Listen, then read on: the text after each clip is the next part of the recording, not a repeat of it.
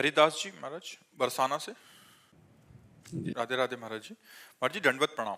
महाराज जी लाडली जी के लिए खूब रोना तड़फना आए, इसके लिए कैसे कृपा होगी? सेवा बन जाए।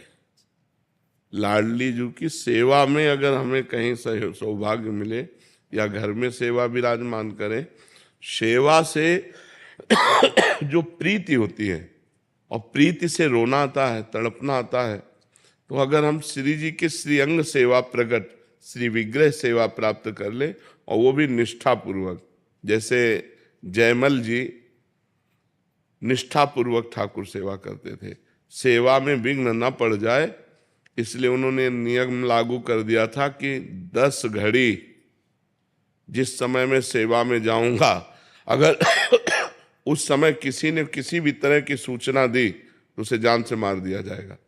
10 घड़ी, 1 घड़ी 24 मिनट, तो 10 घड़ी 4 घंटा, 4 घंटा होते हैं।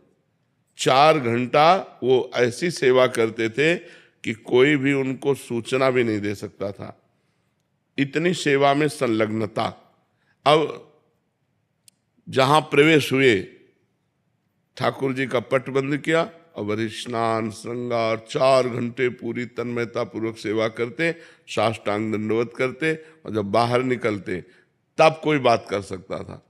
ये माडोर एक राजा, माडोर का राजा था, उनका भाई था, उसके मन में आया कि 4 घंटे कोई सूचना दे नहीं सकता और 4 घंटे में हम विजय प्राप्त कर लेते हैं, तो उसने आसो पास जो है जयमल जी की राजधानी को घेर लिया।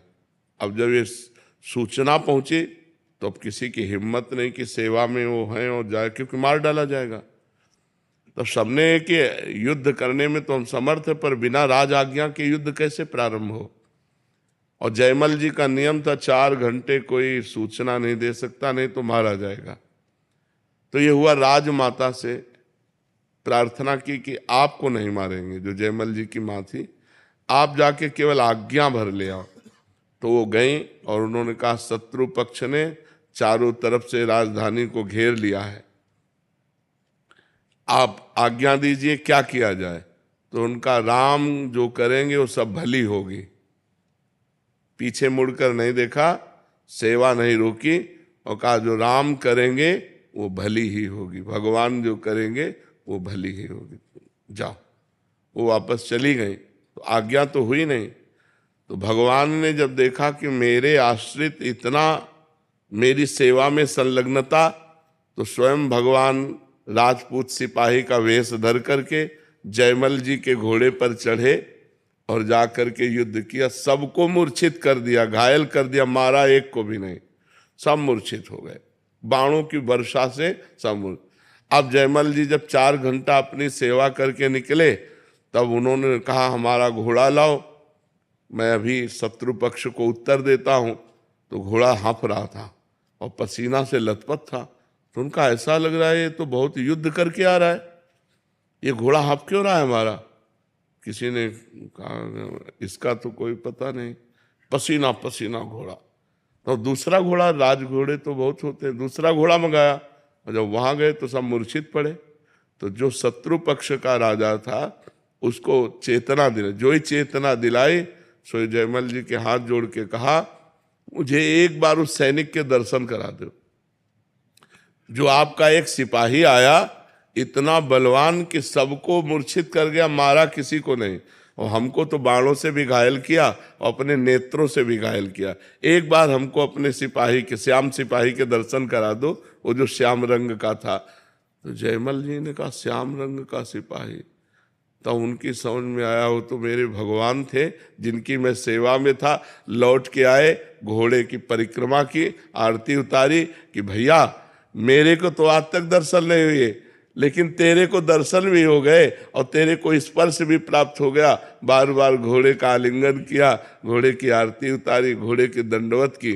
तो जब हम भगवान की सेवा में इस तरह तन्मय होते हैं कि हमें कुछ भी हो जाए, हम सेवा से नहीं निकल सकते, तब हमें प्रीति हो जाती है और फिर भगवान बाहर ले लेते हैं। अभी मान लो अगर निष्ठा ना होती तो सूचना हो मिलते है कि शत्रु पक्ष ने घेर लिया है, तो सेवा छोड़कर युद्ध के लिए तो फिर ये घटना थोड़ी घटती। इतनी सेवा में तन्मयता हो कि किसी भी तरह से हम सेवा में विक्षेप न सहे, और लाडली जी से हम तो प्रीति हो जाएगी। फिर जिससे प्रीति हो जाती है उससे प्रगट में मिलने का मन होता है कि एक बार प्रगट में मिले। फिर तड़पना, रोना, सिसकना, यही उसको जीने का रास्ता मिलता है। जो भगवत प्रेमी होता है वो तड़पना, सिसकना, रोना, या तो हम सेवा पर विशेष ध्यान दें। हमारी श्री जी राई की सेवा को मेरु के समान समझती हैं, तो फूल सेवा, श्रृंगार सेवा, पोछा सेवा, सोहनी सेवा। जैसे आप बरसाना में विराजते हैं तो लाडली जी के महल में कुछ न कुछ सेवा लिए, प्रगट में श्री जी ठाकुर जी विराज, घर पे विराज, हाँ तो फिर उनकी सेवा करो खूब। सेवा में, सेवा से ही प्रीति होती है और प्रीति में ही तड़पना रोना होता है। सेवा पहले श्री जी लाडली जी का अनुभव होते थे, अब कुछ दिनों से अनुभव हमारे होता है। तो देखो खान पान तो नहीं बिगड़ गया, कोई रसिकों का अपराध मानसिक तो नहीं बन गया, नहीं तो ये तो प्रतिक्षण वर्धमानम, प्रतिक्षण वर्धमान माने बढ़ना चाहिए। एक रुक क्यों गया, घट क्यों गया? तो दो ही कारण होते हैं, एकदम रुक जाना तो किसी रसिक के प्रति हे भाव भी हो गया तो रुक जाएगा। जैसे हरिराम व्यास जी के हृदय में एक बार कबीर दास जी के प्रति भाव आया कि तो निर्गुणिया संत हैं, निर्गुण निराकार भगवान की उपासना करते हैं, ये निकुंज प्रेम रस ऐसा। तो हरिराम व्यास जी के हृदय की लीला रुक गई जो प्रभु की चलती थी।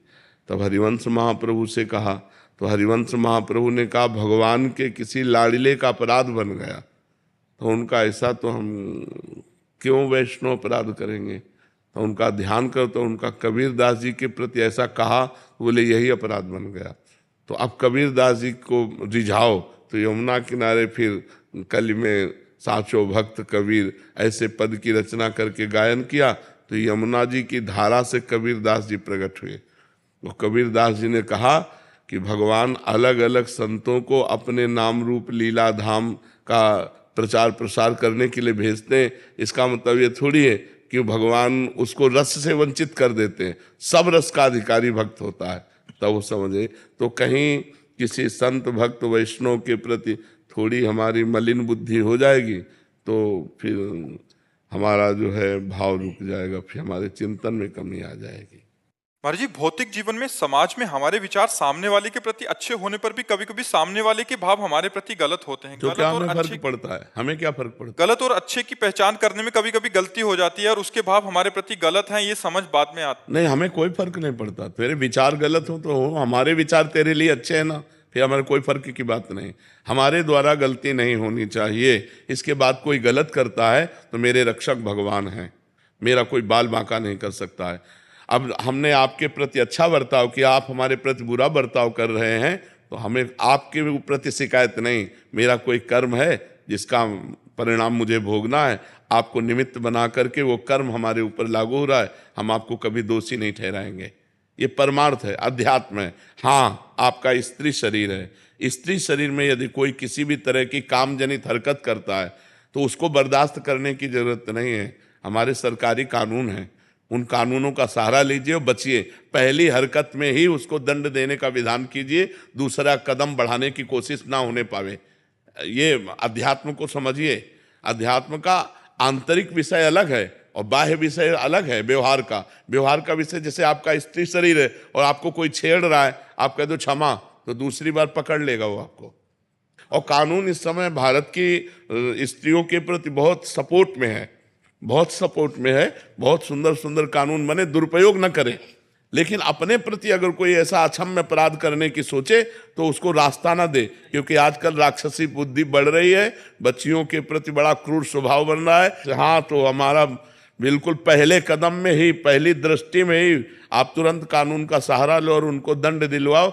ये ऐसे लोग क्षमा के पात्र नहीं होते। एक डर सा बन जाता है महाराज जी कि हमारे परिवार को कोई विक्षेप ना कर दे या ऐसा। जो होगा देखा जाएगा। भगवान है, सबके सोचने मात्र से थोड़ी हो जाता है। अगर नाश लिखा होगा तो नाश हो जाएगा। ऐसे कैसे तुम नाश करोगे? तुम ब्रह्मा हो क्या? तुम भगवान हो क्या? देखेंगे हम। बिल्कुल डरपोक नहीं बनना चाहिए, बिल्कुल हिम्मत रखना चाहिए। देखेंगे अगर हम ऐसे हो, देखो बिल्कुल बिल्कुल फिट तैयार रहना चाहिए। मरना जिस दिन है उसी दिन मरेंगे। लेकिन इसके बीच में तुम हमको हस्तक्षेप करोगे, बिल्कुल कड़क रहना चाहिए। और अगर ये जरा भी इस तरह का कि एक दो लोग हैं हस्तक्षेप कर रहे हैं तो किसी तरह बचकर निकलना चाहिए और इसके बाद फिर सरकारी सहयोग लेकर के अपने बचाव पक्ष को रखना चाहिए। ये समाज अब ऐसा नहीं क्षमा करने लायक। अब नए नए बच्चे बहुत उद्दंड होते चले जा रहे हैं, बहुत उद्दंड, नशा करने लगे हैं, गंदी बातें देखते हैं मोबाइल में और उसी का प्रयोग प्रैक्टिकल करना चाहते हैं। तो गंदे गंदे आचरण, गंदी गंदी बातें हो रही, तो हम बहनों से प्रार्थना करते हैं बिल्कुल क्षमा मत करो। जी एक समाधान और दे दीजिए। महाराज जी हमसे गलती हो गई और सामने वाला हमें बहुत ब्लैकमेल कर रहा है और फिर गलती पे गलती बन रही है, ऐसी स्थिति में हम डिप्रेशन में बिल्कुल जाए ब्लैकमेल नहीं होना चाहिए। अगर हमसे गलती हो गई तो एक बार गलती हो गई, माना कि तेरे साथ एक बार गलती हो गई तो ये थोड़ी मम्मी जाने पापा जाने विश्व जाने तो बार बार थोड़ी हम ब्लैकमेल होते रहेंगे। एक बार हमसे त्रुटि हो गई, एक बार गलती हो गई, दबना नहीं चाहिए कि एक बार हमसे गलती होगी भेद खुल जाएगा। महाराज जी मेरी 17 साल की बेटी है जी, वो जैसे एक्टिवा पे जाती है, वो मुझे घर आके बोलती है मम्मा पापा की उम्र के हाँ भी ऐसे गलत नजर बिल्कुल से बिल्कुल देखते हैं। बिल्कुल बिल्कुल बिल्कुल नहीं। आजकल उम्र करने सबकी बुद्धि भ्रष्ट है। जो भगवान से बिलग है, जो धर्म से बिलग है, जो अध्यात्म से बिलग है, भरोसे लायक नहीं 80 वर्ष का भी। इसलिए आज का जो समय है अध्यात्म से जो जुड़ा नहीं है, जो अध्यात्म से जुड़ा नहीं, अध्यात्म से जुड़ा है तो देखो ये बच्चा है, ये रो के कह रहा मेरे से गलती, गंदी बातें अंदर आती। अध्यात्म से जुड़ा है तो सभा में छोटा बच्चा है कह रहा मेरे अंदर गंदी बातें आती है, और अध्यात्म से ना जुड़ा हो तो इतनी बात कैसे कह सकता है। अध्यात्म के बिना जुड़े पशुता नहीं जाती, आसुरी प्रवृत्ति नहीं जाती।